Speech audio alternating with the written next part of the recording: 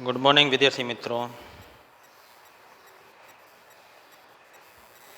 બધા મજામાં હશો તેવી અપેક્ષા સાથે રસાયણ વિજ્ઞાનનો લેક્ચર આપણે ચાલુ કરીએ. અત્યાર સુધીનું દરેક વિગત છે તમે વ્યવસ્થિત તૈયાર કરતા હશો એવી અપેક્ષા સાથે નાઇટ્રોજનની બનાવટ. અત્યાર સુધી સમૂહ નંબર 15ના જુદા જુદા તત્વો છે એના રાસાયણિક ગુણધર્મો, ઓક્સિડેશન અવસ્થા, નાઇટ્રોજનની અનિયમિત લાક્ષણિકતા કે અનિયમિત ગુણધર્મોમાં અનિયમિતતા કે અનિયમિત ગુણધર્મો, ત્યાર પછી હાઇડ્રાઇડ સંયોજન એટલે કે હાઇડ્રોજન સાથેની પ્રતિક્રિયાત્મકતા, સમૂહ નંબર 15ની ઓક્સાઇડ સંયોજન એટલે ઓક્સિજન સાથેની પ્રતિક્રિયાત્મકતા, હેલાઇડ સંયોજનો અથવા તો હેલોજન સાથેની પ્રતિક્રિયાત્મકતા અને ધાત્વીય સંયોજનો કે ધાતુ સાથેની પ્રતિક્રિયાત્મકતા છે સમૂહ નંબર 15ના તત્વો માટે જોઈ ગયા. ઓક્સાઇડ એની એસિડિકતાનો ક્રમ, હાઇડ્રાઇડ એની બેઝિકતાનો ક્રમ, હેલાઇડ સંયોજનો એમાંથી કયા સ્થાયી છે, ધાત્વીય સંયોજનો કેવા કેવા બનાવે છે, દરેક વિગત છે તમને આવડતી હોવી જોઈએ. નીટના સ્ટુડન્ટ છે તો એના માટે હાઇડ્રાઇડ સંયોજનો એના માટેનો ક્રમ, સ્થાયીતા, બેઝિકતા અને રિડક્શન કરતા માટેનો અલગ નોટમાં લખવાનો છે. ગલનબિંદુ શા માટે એમોનિયાનું વધુ છે ફોસ્ફીનની સાપેક્ષમાં? સમૂહ નંબર 15 માટે ક્રમશઃ છે ગલનબિંદુ વધતું જાય, પરંતુ એમોનિયા છે તો એના માટે કંઈક ક્રમ અલગ જોવા મળે છે. શા માટે? તો દરેક બાબત ધ્યાનમાં લેવાની છે, એના માટેનો ક્રમ છે એ લખવાનો છે. નીટના વિદ્યાર્થીઓ આ નોટની અંદર જે નોટ બનાવવાનું કીધું છે ઇનઓર્ગેનિકમાં ક્રમ માટેની, એની અંદર આ ક્રમ લખી નાખે. આવતા જાન્યુઆરી, ફેબ્રુઆરી કે માર્ચની અંદર રિવિઝન ટેસ્ટ લઈશું ત્યારે જોઈશું પછી ભેગું થાય નહીં એવું બાનું આવશે. તે અત્યારથી તૈયાર કરવાનો છે વ્યવસ્થિત, કમ્પ્લીટ, એટલે ક્રમ છે એ કન્ટિન્યુ આવડે. હવે નેક્સ્ટ આપણે આગળ જોઈએ જુદા જુદા તત્વો. સમૂહ નંબર 15નું પ્રથમ તત્વ નાઇટ્રોજન વિશેની માહિતી જોઈએ. ડાયનાઇટ્રોજન એની બનાવટ, નાઇટ્રોજન N2 સ્વરૂપે દ્વિઆણવીય સ્વરૂપે છે અસ્તિત્વ ધરાવે છે. નાઇટ્રોજન N2 દ્વિઆણવીય સ્વરૂપે અસ્તિત્વ ધરાવે છે. તો એ N2 નાઇટ્રોજનની બનાવટ કેવી રીતના થાય છે? એમાંથી એક છે એ નિસ્યંદન પદ્ધતિ, વિભાગીય નિસ્યંદન પદ્ધતિ. પેટ્રોલિયમ જે રીતના વિભાગીય નિસ્યંદન કરવામાં આવે છે, પેટ્રોલિયમનું વિભાગીય નિસ્યંદન કરવામાં આવે એવી રીતના ડાયનાઇટ્રોજનનું પણ વિભાગીય નિસ્યંદન કરવામાં આવશે. તે વિભાગીય નિસ્યંદન પદ્ધતિ, વિભાગીય નિસ્યંદનમાં જોઈએ તો નીચા ઉત્કલન બિંદુવાળા હોય જે ટાવરમાં ઉપરથી નીકળી જાય એવી રીતના અહીંયા ડાયનાઇટ્રોજન છે, ઉત્કલન બિંદુ નીચું છે એટલે પહેલાં નિસ્યંદિત થઈ જશે, બાકી વધશે ઓક્સિજન. એટલે એ પ્રમાણે છે એ વિભાગીય નિસ્યંદન દ્વારા છે એ આને અલગ કરવામાં આવે છે, નાઇટ્રોજનને બનાવવામાં છે. પ્રવાહી સ્વરૂપે છે એ નાઇટ્રોજન અલગ થશે. પ્રયોગશાળામાં એમોનિયમ ક્લોરાઇડના જલીય દ્રાવણની સોડિયમ નાઇટ્રાઇટ NaNO2, નાઇટ્રેટ નથી, ચીલી સોલ્ટબીટર, સોડિયમ નાઇટ્રેટ આવેલો હતો NaNO3, કેન્ડિયમ સોલ્ટબીટર KNO3, અહીંયા નાઇટ્રાઇટ છે. એમોનિયમ ક્લોરાઇડ NH4Cl ની NaNO2 સોડિયમ નાઇટ્રાઇટ સાથેની પ્રક્રિયા દ્વારા નાઇટ્રોજન વાયુ છે એ બને છે, નાઇટ્રોજન વાયુ બનશે. એટલે પ્રયોગશાળામાં બનાવવા માટે એક પદ્ધતિ, વ્યાપારી ધોરણે બનાવો તો હવાનું પ્રવાહીકરણ અને ત્યાર પછી એનું નિસ્યંદન, હવાનું પ્રવાહીકરણ કરવાનું છે અને ત્યાર પછી એનું નિસ્યંદન કરવાનું છે. એટલે વ્યાપારી ધોરણે બનાવવા માટે દૂધ મંડળી દ્વારા છે અમુક ડૉક્ટરનું 6 મહિનાનું પ્રેક્ટિસનું પ્રમાણપત્ર આપવામાં આવેલું છે. એને તમે બોલાવો, બી મૂકવા આવે એવું કહે દેશી ભાષામાં. તો એ એક બોટલ લઈને આવે છે, બોટલની અંદર ધુમાડા નીકળતા હોય, એની અંદર નાઇટ્રોજન ભરેલો હોય, પ્રવાહી નાઇટ્રોજન. એ આ પ્રમાણે વ્યાપારી ધોરણે છે એ ડિસ્ટિલેશન, પ્રવાહીકરણ પછી નિસ્યંદન દ્વારા છે બનાવવામાં આવેલો હશે. લેબોરેટરીમાં એમોનિયમ ક્લોરાઇડની સોડિયમ નાઇટ્રેટ સાથેની પ્રક્રિયા દરમિયાન થોડા પ્રમાણમાં NO અને HNO3 પણ બને છે. નાઇટ્રિક ઓક્સાઇડ અને નાઇટ્રિક એસિડ બને છે. આ અશુદ્ધિઓને આ પ્રક્રિયા દરમિયાન ઉત્પન્ન થતા વાયુને પોટેશિયમ ડાયક્રોમેટ ધરાવતા જલીય સલ્ફ્યુરિક એસિડમાં પસાર કરીને દૂર કરી શકાય છે. એટલે જે મિશ્રણ મળેલું છે ને જલીય સલ્ફ્યુરિક એસિડમાંથી પસાર કરવામાં આવે છે. એમોનિયમ ક્લોરાઇડ અને સોડિયમ નાઇટ્રાઇટની પ્રક્રિયા દરમિયાન જે મિશ્રણ મળેલું છે એમાં થોડાક પ્રમાણમાં NO અને HNO3 બને છે. તો એ અશુદ્ધિને દૂર કરવી હોય તો પોટેશિયમ ડાયક્રોમેટ ધરાવતા જલીય સલ્ફ્યુરિક એસિડમાંથી આ મિશ્રણને પસાર કરવામાં આવે એટલે NO અને HNO3 છે એમાં શોષાઈ જશે. એટલે એમોનિયમ ડાયક્રોમેટના આ શોષાઈ જશે. એમોનિયમ ડાયક્રોમેટના ઉષ્મીય વિઘટન દ્વારા પણ ડાયનાઇટ્રોજન બનાવી શકાય છે. NH4 એમોનિયમ ડાયક્રોમેટ એને ગરમ કરવામાં તો પણ નાઇટ્રોજન વાયુ બને છે, નાઇટ્રોજન બને છે. આ ઉપરાંત અતિ શુદ્ધ બનાવવો હોય ડાયનાઇટ્રોજન તો સોડિયમ અને બેરિયમ એઝાઇડની મદદથી પણ ડાયનાઇટ્રોજન બની શકે. BaN3 ધાતુ છે મુક્ત થઈ જાય, નાઇટ્રોજન વાયુ છે મળી આવે. તો બેરિયમ એઝાઇડનું ઉષ્મીય વિઘટન કરવામાં આવે તો એની મદદથી પણ બનાવી શકાય છે. એમોનિયમ ડાયક્રોમેટનું ઉષ્મીય વિઘટન કરવામાં આવે તો એની મદદથી નાઇટ્રોજન બનાવી શકાય. બેરિયમ એઝાઇડ BaN3 એનું ઉષ્મીય વિઘટન કરવામાં આવે તો પણ ડાયનાઇટ્રોજન બનાવી શકાશે. એમોનિયમ ક્લોરાઇડની સોડિયમ નાઇટ્રેટ સાથેની પ્રક્રિયા દ્વારા પણ આ વાયુ બનાવી શકાય છે. અથવા વ્યાપારી ધોરણે હવાનું પ્રવાહીકરણ અને એનું વિભાગીય નિસ્યંદન ડિસ્ટિલેશન એના દ્વારા નાઇટ્રોજન વાયુ બનાવવામાં આવે છે. એટલે આ પ્રમાણેનો જે નાઇટ્રોજન છે એના ગુણધર્મો આવે જોવાના, ભૌતિક અને રાસાયણિક ગુણધર્મો. ડાયનાઇટ્રોજન રંગવિહીન, વાસવિહીન, સ્વાદવિહીન અને બિનઝેરી વાયુ છે. રંગ નથી, સૂંઘવામાં આવે તો વાસે નથી. ધુમાડા નીકળતા ને બોટલમાં ઠંડા માટે છે એ રાખવામાં આવે છે, તેમાં વાસ નહીં આવે, રંગ નહીં હોય. અત્યારે અમુક વખતે છે એ પાણીની બોટલ ઠંડી કરવા માટે પણ પ્રવાહી નાઇટ્રોજન ક્યારેક સાંભળ્યું હોય એ ખરી બોરીને બોટલમાં 20 લીટરની બોટલમાં રાખી દેવામાં આવે ને એટલે પાણી આટલું બધું ઠંડુ થઈ જાય. તો એ નાઇટ્રોજનની હળી બોરવામાં આવે છે. નાઇટ્રોજનમાં હળી બોરીને પાણીની બોટલમાં અડાડવામાં આવે એટલે ઠંડુ થઈ જાય એવું સાંભળ્યું, પણ એવું ન હોય. 1-2 ટીપા અંદર નાખવામાં આવે પ્રવાહી નાઇટ્રોજનના એટલે ઠંડુ રહે 2-3 દિવસ સુધી. તો એ રંગવિહીન, વાસવિહીન, સ્વાદવિહીન, સ્વાદ પણ નથી અને બિનઝેરી વાયુ છે, ઝેરી પણ નથી. રંગવિહીન, વાસવિહીન, સ્વાદવિહીન અને બિનઝેરી વાયુ છે. નાઇટ્રોજન પરમાણુ 2 સ્થાયી સમઘટકો. નાઇટ્રોજન પરમાણુય સ્વરૂપમાં 2 સમઘટકો ધરાવશે, N14 અને N15. નાઇટ્રોજનનો પરમાણુ ભાર 14 હોય અને 15 હોય એવા 2 સમસ્થાનિકો સ્થાયી જોવા મળે છે. તે પાણીમાં ઘણી ઓછી દ્રાવ્યતા ઓછી ધરાવશે. પાણીમાં ઓછી દ્રાવ્યતા લગભગ 273 કેલ્વિન તાપમાન 1 બાર દબાણે 23.2 ઘન સેન્ટીમીટર પ્રતિ લિટરે દ્રાવ્ય થશે. પ્રતિ લિટર પાણીની અંદર 23.2 ઘન સેન્ટીમીટર વાયુ છે એ 273 કેલ્વિન અને 1 બાર દબાણે દ્રાવ્ય થાય. 298 એ આના કરતાં ઓછી દ્રાવ્યતા હોય, તાપમાન વધે એટલે. તથા નીચા ઠાર બિંદુ અને ઉત્કલન બિંદુ ધરાવે છે. એનું ઠાર બિંદુ અને ઉત્કલન બિંદુ છે એ નીચું જોવા મળે છે. જે આગળ કોષ્ટક આવી ગયું બધા તત્વો વિશે એની અંદર આવી ગયું છે. નાઇટ્રોજન N2 સ્વરૂપે જે હશે, નાઇટ્રોજન N2 સ્વરૂપે હશે તો એની વચ્ચે છે 1, 2 અને 3 બોન્ડ રહેલા છે, ટ્રિપલ બોન્ડ રહેલા છે. એટલે એની ઊંચી બંધન એન્થાલ્પીને કારણે નાઇટ્રોજનના ગુણધર્મો છે એ આવેલા હતા. એની અંદર કહેવામાં આવે તો 4 બાબત હતી. યાદ કરો કે 4 બાબત હતી જેને કારણે નાઇટ્રોજન ગુણધર્મમાં અનિયમિતતા દર્શાવે છે.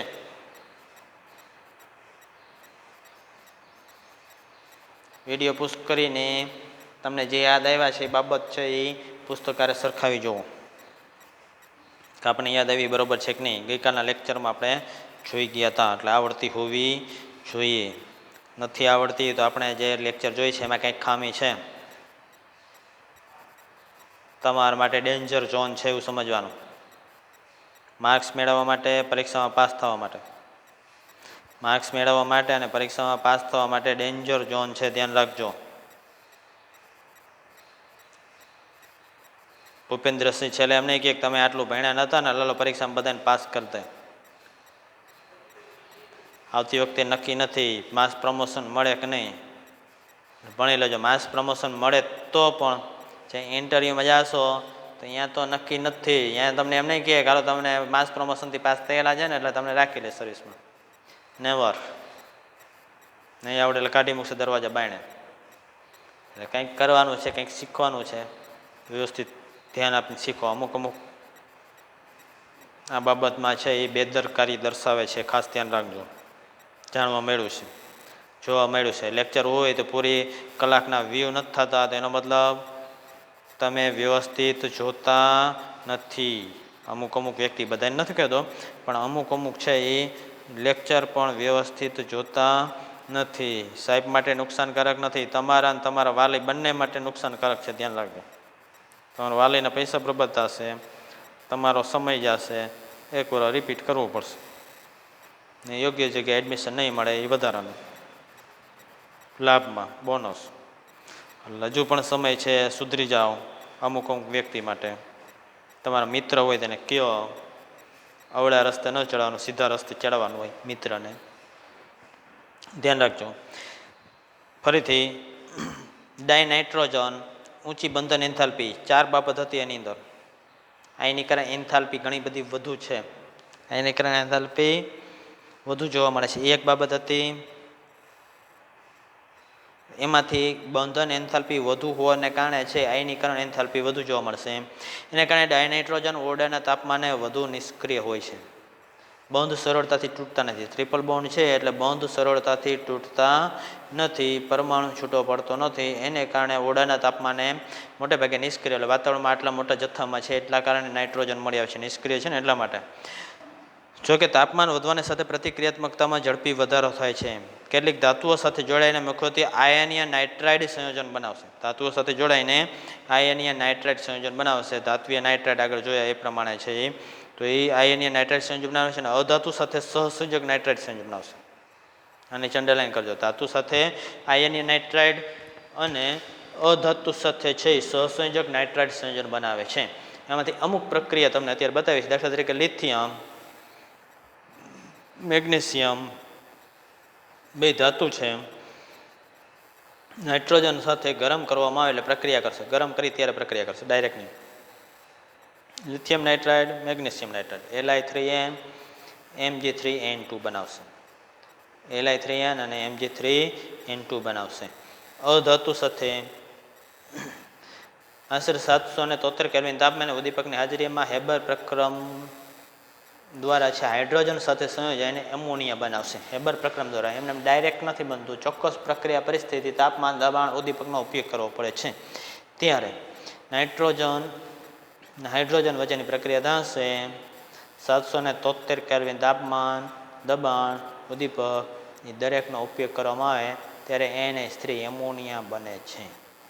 આગળ આવશે ફરીથી ત્યારે વિસ્તૃત કયું પ્રક્રિયા પરિસ્થિતિ છે એ કહેવામાં આવશે. એટલે આ પ્રમાણે એની ઉર્જા -46.1 કિલો જૂલ પ્રતિ મોલ છે. એન્થાલ્પી છે એટલી જરૂર પડશે. ડાયનાઇટ્રોજન માત્ર ઊંચા તાપમાને લગભગ 2000 કેલ્વિન તાપમાને ડાયોક્સિજન સાથે સંયોજન નાઇટ્રિક ઓક્સાઇડ બનાવશે. સરળતાથી બનાવશે નહીં. ઓક્સાઇડ ઘણા બધા બને છે પરંતુ એ ઓક્સાઇડ ડાયરેક્ટલી નહીં બને, એના સંયોજન થ્રુ બનશે. નાઇટ્રોજન ડાયરેક્ટલી ઓક્સિજન સાથે, હવામાં ઓક્સિજન નાઇટ્રોજન બને રહેલા છે, પણ આશરે 2000 કેલ્વિન તાપમાને છે એ ઓક્સાઇડ બનાવશે. ઓક્સિજન સાથે સીધો સંયોજન. ડાયરેક્ટ સામાન્ય તાપમાને ઓક્સિજન સાથે સંયોજન એના ઓક્સાઇડ બનાવતા નથી. નાઇટ્રિક ઓક્સાઇડ બને NO 2000 કેલ્વિન તાપમાને બનતો જોવા મળે છે. એટલે આ પ્રમાણે એના ગુણધર્મો, નાઇટ્રોજન ભૌતિક ગુણધર્મ કેવા ધરાવશે અને રાસાયણિક રીતે ધાતુ સાથે, અધાતુ સાથે, હાઇડ્રોજન સાથે કે ઓક્સિજન સાથે કેવી પ્રક્રિયા પરિસ્થિતિમાં સંયોજાઈને કેવા સંયોજન બનાવશે. તો એ થયા નાઇટ્રોજનના ગુણધર્મો. ભૌતિક અને રાસાયણિક બંને ગુણધર્મ આવી ગયા. હવે એનો ઉપયોગ, ડાયનાઇટ્રોજનનો મુખ્ય ઉપયોગ એમોનિયા અને નાઇટ્રોજન ધરાવતા અન્ય ઔદ્યોગિક રસાયણના ઉત્પાદનમાં થાય છે. ડાયનાઇટ્રોજનનો મુખ્ય ઉપયોગ છે એમોનિયા અને નાઇટ્રોજન ધરાવતા અન્ય સંયોજનો છે એ ઔદ્યોગિક રસાયણના ઉત્પાદનમાં મુખ્ય ઉપયોગ થાય. એમોનિયા, તો એમોનિયાનો ઉપયોગ છે મોટે ભાગે ખાતર બનાવવામાં થાય. બીજા ઘણા બધા ઉપયોગ છે, પણ મેજર ઉપયોગ છે, વધુ જથ્થામાં ઉપયોગ થાય એમોનિયાનો તો ખાતર બનાવવાનો. તો એ ખાતર બનાવવા માટે યુરિયા બનાવે તો એમોનિયાની જરૂર પડે. એમોનિયમ ખાતર કંઈ પણ બનાવે તો એમોનિયાની જરૂર પડે છે. તો એના માટે એમોનિયા બનાવવા માટે નાઇટ્રોજન છે એ મુખ્ય ઉપયોગ થશે. ટનબંધ ખાતર છે એ જમીનમાં વપરાઈ જાય છે, તો એના માટે કેટલો બધો નાઇટ્રોજન જરૂર પડે વિચારી શકો છો. આ ઉપરાંત અન્ય ઔદ્યોગિક રસાયણોના ઉત્પાદનમાં પણ નાઇટ્રોજનનો ઉપયોગ થાય છે. દાખલા તરીકે કેલ્શિયમ સાયનેમાઇડ આવા રસાયણ બનાવવું હોય તો એના માટે નાઇટ્રોજન છે એનો ઉપયોગ થાય છે. જ્યાં નિષ્ક્રિય વાતાવરણની જરૂરિયાત હોય ત્યાં પણ આનો ઉપયોગ જોવા મળે છે. નિષ્ક્રિય વાતાવરણની જરૂર હોય ત્યાં પણ આનો ઉપયોગ જોવા મળે છે. દાખલા તરીકે હમણાં આગળ જોઈ ગયા ઝોન રિફાઇનિંગ પદ્ધતિ. એક ટ્યુબની અંદર છે ધાતુનો ટુકડો લેવામાં આવે, એને ગરમ કરવામાં આવશે મોબાઈલ હીટર દ્વારા છે એ ગરમ કરવામાં આવે છે. તો ત્યારે છે આની અંદર નિષ્ક્રિય વાતાવરણ એટલે કે જે પ્રક્રિયા ન કરી શકે એવા વાયુ ભરવામાં આવે છે. તો અહીંયા આવા નાઇટ્રોજનનો ઉપયોગ કરી શકે. એટલે નિષ્ક્રિય વાતાવરણની અંદર છે એ ઝોન રિફાઇનિંગ પદ્ધતિનું આપણે ઉદાહરણ આપ્યું હતું, એની અંદર પણ ડાયનાઇટ્રોજનનો ઉપયોગ કરવામાં આવે છે. એટલે જ્યાં જ્યાં નિષ્ક્રિય વાતાવરણની જરૂરિયાત હોય ત્યાં પણ તેનો ઉપયોગ જોવા મળે છે. દાખલા તરીકે લોખંડ અને સ્ટીલના ઉદ્યોગમાં પ્રતિક્રિયાત્મક રસાયણ માટે નિષ્ક્રિય મંદક બને છે નાઇટ્રોજન, તો આનો ઉપયોગ કરવામાં આવશે.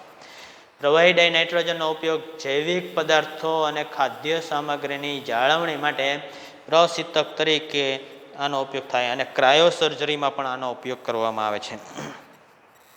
ડાયનાઇટ્રોજનનો ઉપયોગ જૈવિક પદાર્થની ખાદ્ય સામગ્રીની જાળવણી માટે આનો ઉપયોગ કરવામાં આવે છે. ડાયનાઇટ્રોજનનો ઉપયોગ કરવામાં છે જૈવિક પદાર્થની જાળવણી માટે અને ખાદ્ય પદાર્થની જાળવણી માટે આનો ઉપયોગ કરવામાં છે. પ્રાણીઓના શુક્રકોષ છે એ જાળવીને રાખવા છે તો એના માટે પ્રવાહી ડાયનાઇટ્રોજનનો ઉપયોગ થાય. પ્રવાહી ડાયનાઇટ્રોજનનો ઉપયોગ થાય. હમણાં થોડાક સમય પહેલાં આપણા લેક્ચરમાં જ મેં કીધું, બોટલ લઈને આવે અમુક ડૉક્ટર, તો એની અંદર શુક્રકોષ હશે તો એ જાળવવા માટે આ પ્રવાહી ડાયનાઇટ્રોજન જાળવણી માટે. અમુક ખાદ્ય સામગ્રીની જાળવણી માટે પણ પ્રવાહી ડાયનાઇટ્રોજન છે એનો ઉપયોગ કરવામાં આવે છે. ઠંડક ઉત્પન્ન કરીને નીચા તાપમાને જાળવવા માટે આનો ઉપયોગ કરવામાં આવે છે. પ્રશીતક જેને કહેવામાં છે. આ ઉપરાંત ક્રાયો સર્જરી, અમુક ટીસ્યુ કે અમુક કોષ છે એ દૂર કરવામાં આવે છે નીચા ટેમ્પરેચરે દૂર કરવામાં આવે. એ મુજબની સર્જરી છે, સર્જરી એટલે કે ઓપરેશન છે, તો એ ક્રાયો સર્જરી તરીકે ઓળખાય છે. એની અંદર આ નાઇટ્રોજન છે એ ઉપયોગમાં આવશે. એટલે ક્રાયો સર્જરીમાં પણ એનો ઉપયોગ કરો. અમુક પેશી દૂર કરવાની થાય, વધારાની પેશી છે શરીરમાંથી દૂર કરવી છે, ત્યારે આ ક્રાયો સર્જરી કરવામાં આવે છે, ત્યારે નાઇટ્રોજન છે એ ઉપયોગી છે. એટલે ક્રાયો સર્જરીમાં ઉપયોગી છે. પ્રશીતક તરીકે ડાયનાઇટ્રોજનનો ઉપયોગ થાય છે ખાદ્ય સામગ્રી અને જૈવિક પદાર્થની જાળવણી માટે. અમુક જ્યાં નિષ્ક્રિય વાતાવરણની જરૂર હોય ત્યાં નાઇટ્રોજનનો ઉપયોગ થાય. દાખલા તરીકે લોખંડ અને સ્ટીલના ઉદ્યોગમાં પ્રતિક્રિયાત્મક રસાયણો માટે નિષ્ક્રિય મંદક તરીકે. અમુક ઔદ્યોગિક રસાયણ એમોનિયા અને નાઇટ્રોજન ધરાવતા અન્ય ઔદ્યોગિક રસાયણ બનાવવા માટે પણ ડાયનાઇટ્રોજન ઉપયોગી છે. એટલે આ ડાયનાઇટ્રોજનનો ઉપયોગ છે એ જાણ્યા, આપણે સમજી ગયા. કોઈ ડાયોક્સાઇડ સોડિયમ એઝાઇડની ઉષ્મીય વિઘટનની પ્રક્રિયા લખો. બેરિયમ એઝાઇડની આગળ લખેલી હતી, એના પરથી સોડિયમ એઝાઇડની વિઘટન પ્રક્રિયા. સોડિયમ અથવા બેરિયમ એઝાઇડની મદદથી અતિ શુદ્ધ ડાયનાઇટ્રોજન બનાવવામાં આવે છે. નાઇટ્રોજનની બનાવટ સોડિયમ અથવા તો બેરિયમ એઝાઇડની મદદથી બની શકે છે. તો એ કોયડો છે એ તમારે અત્યારે હોમવર્કમાં તૈયાર કરવાનો છે. કોયડા નંબર 7.3 લખાણ સંબંધી પ્રશ્નો 7.3 એ પણ હોમવર્કમાં લખવાનો છે. હોમવર્કમાં બંને પ્રશ્નો તૈયાર કરવાના છે.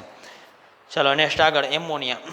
આગળ શબ્દ આવ્યો એમોનિયા. હવે એમોનિયાની ફરીથી બનાવટ. નાઇટ્રોજનનું સંયોજન છે એમોનિયા. બનાવવા માટે નાઇટ્રોજનનો ઉપયોગ થાય એવું સાંભળ્યું કે એના આધારિત સંયોજનો ઉપયોગમાં આવશે. હવે એમોનિયાની બનાવટ લેબોરેટરીમાં ઉદ્યોગમાં કેવી રીતના બનાવવા છે. એમોનિયા હવા અને જમીનમાં ઓછી માત્રામાં રહેલો હોય છે, દ્રાવ્યતા ઓછી ધરાવે છે. હવા અને જમીનમાં એની માત્રા ઓછી છે, જ્યાં તે નાઇટ્રોજનયુક્ત કાર્બનિક પદાર્થના સડવાથી બને છે. રહેલો છે ઓછો, નાઇટ્રોજનિક કાર્બનિક પદાર્થના સડવાથી આ બનશે. દાખલા તરીકે યુરિયા નાઇટ્રોજનિક કાર્બનિક પદાર્થ એ સડે, ક્ષયન થાય, એટલે કારણે છે એ એમોનિયા છે એ બનશે. એમોનિયા વાયુ એટલે યુરિયા જેવો પાણીમાં ભેજવાળા પાણીના સંપર્કમાં આવશે એટલે એનું ક્ષયન થશે, ડીકે, એની મદદથી એમોનિયા વાયુ છે એ બનશે. NH2CO NH2 યુરિયા પાણીના સંપર્કમાં આવશે એટલે એમોનિયમ કાર્બોનેટ બનાવશે. એમોનિયમ કાર્બોનેટનું વિઘટન થશે એટલે એમોનિયા બનશે.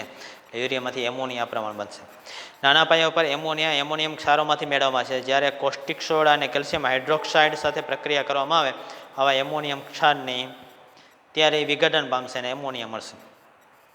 કોસ્ટિક સોડા તો કેલ્શિયમ હાઇડ્રોક્સાઇડ સાથે કોસ્ટિક સોડા સોડિયમ હાઇડ્રોક્સાઇડ કે કેલ્શિયમ હાઇડ્રોક્સાઇડ સાથે એમોનિયમ ક્ષારની વિઘટન પ્રક્રિયા થાય એટલે એમોનિયા મુક્ત થાય. NH4Cl એમોનિયમ ક્ષાર છે. એમોનિયમ ક્લોરાઇડ કેલ્શિયમ હાઇડ્રોક્સાઇડ સાથે પ્રક્રિયા કરે એટલે એમોનિયા મુક્ત થાય.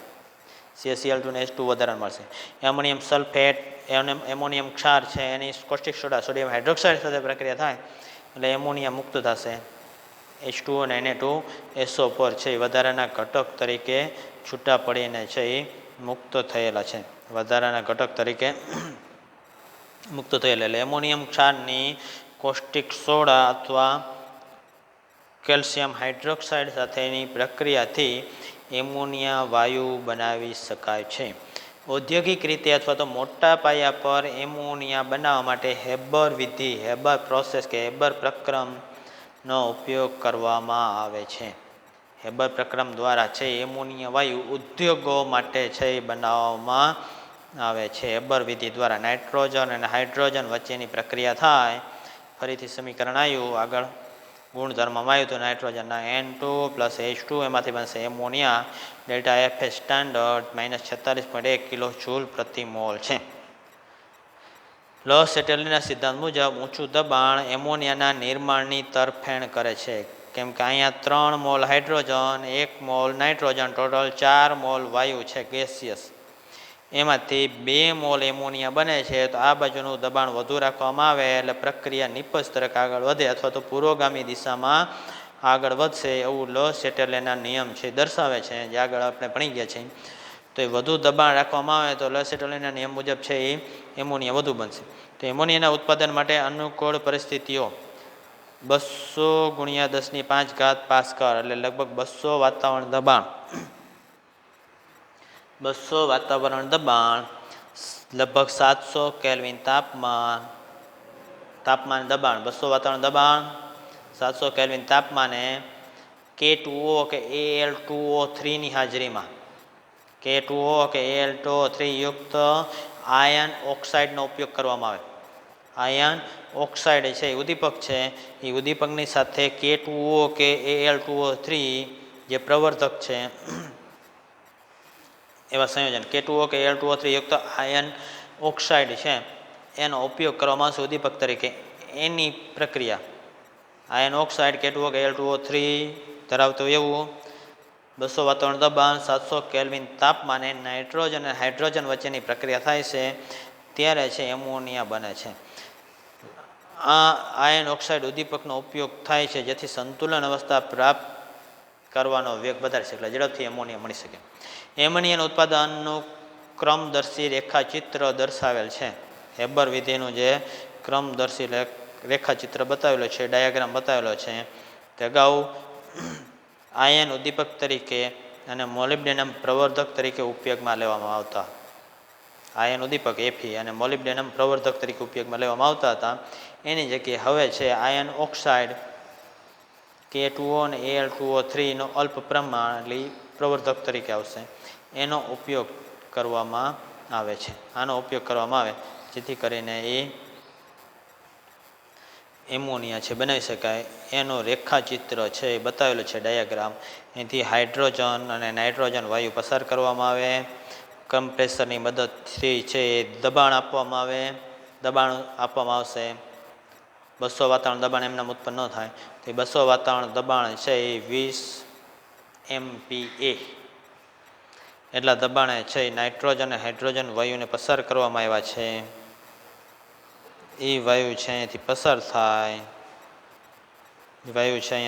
પસાર થાય આયન ઓક્સાઇડ ઉદ્દીપકના હાજરીને કારણે છે એના વચ્ચે પ્રક્રિયા થશે એટલે N2 અને H2 NH3માં છે એ રૂપાંતર પામશે.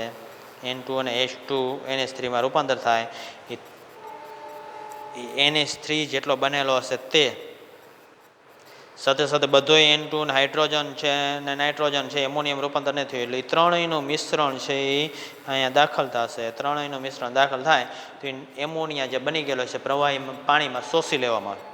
હાઇડ્રોજન અને નાઇટ્રોજનની દ્રાવ્યતા પાણીની અંદર છે એ ઓછી હોય છે એટલે પ્રવાહી એમોનિયામાં રૂપાંતર કરી નાખવામાં આવે છે. આટલા દબાણે નાઇટ્રોજન અને હાઇડ્રોજન છે એ પ્રવાહીમાં રૂપાંતર થતો નથી, પ્રવાહીમાં રૂપાંતર થશે નહીં. એટલે અહીંયા પ્રવાહી એમોનિયા છે એ અલગ કરી લેવામાં આવે. બાકી વાયુ સ્વરૂપના નાઇટ્રોજન અને હાઇડ્રોજન હશે પાછો મોકલી દેવાનો, પંપ દ્વારા છે પાછો આની અંદર મોકલવામાં આવે, પંપ દ્વારા મોકલવામાં આવે. આ પ્રમાણેની ઇન્ડસ્ટ્રીયલ પ્રોસેસ, આ પ્રમાણેની ઇન્ડસ્ટ્રીયલ પ્રક્રમ છે એ જોવા મળશે એમોનિયા માટેનું, એમોનિયા માટેનું રેખાચિત્ર. હવે તેના ગુણધર્મો, ભૌતિક અને રાસાયણિક ગુણધર્મો, એના ઉપયોગો નેક્સ્ટ લેક્ચરમાં આપણે જોઈશું. Thank you very much. તૈયાર કરી નાખો એવી અપેક્ષા સાથે.